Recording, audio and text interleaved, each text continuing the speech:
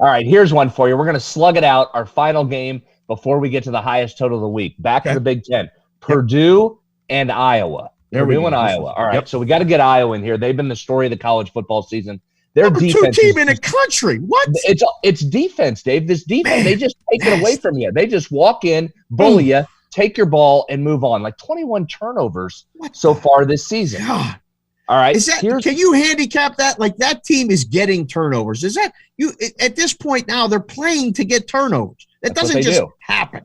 No, that's what they do. A lot of people claim turnovers are based a lot around luck. I think with Iowa's team, that's they've gone past the luck state. That's just what this team does. Definitely. But you do always have to worry about regression with that. I mean, they're getting an inordinate amount of turnovers right now. So you got to look at that. All right, let's play into this because we always know with Iowa, even before you talk sides, you got to look at the total.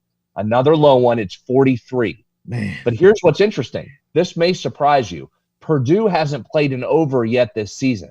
What? Their defense is 16th nationally in pass defense. Now, Iowa doesn't want to pass it. They want to run it. Oh, boy.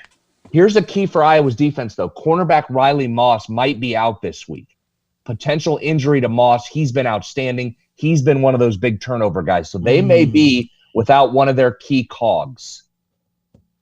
What are you doing here?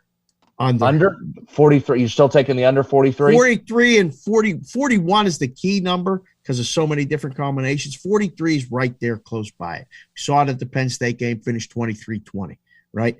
That's a very common score or number around there, 43, 41, right in that neighborhood. I think the game goes under. So when I think under, I want to side with the dog. But how is Purdue going to score?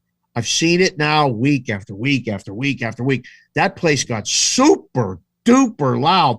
Number 70, I was watching it with the kids, and little nephew O said, why don't they just take 70 out because he keeps jumping? I'm like, he can't hear, O. Somebody screams, people are screaming at him right on top of the field. He kept getting them penalties.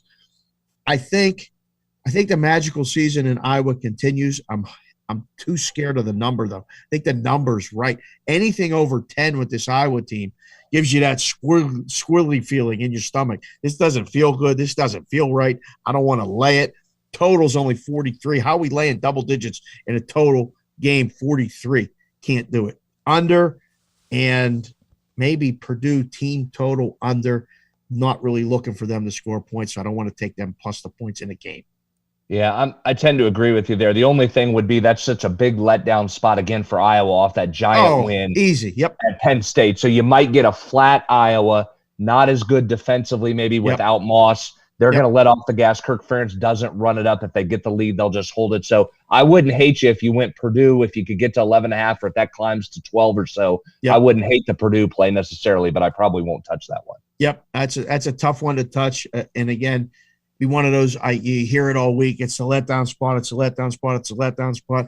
Everybody thinks it's a letdown spot except the Iowa defense, who pitches a shutout or keeps Purdue to 7. All they got to do is get 24-7 final. Purdue wins, Iowa wins and covers. Yeah, agree. And that could easily happen. And you're at home, so the letdown maybe not as much in play. Thank you for watching this video. If you liked it, click on another video right here on the screen. And if you really liked it, consider subscribing below.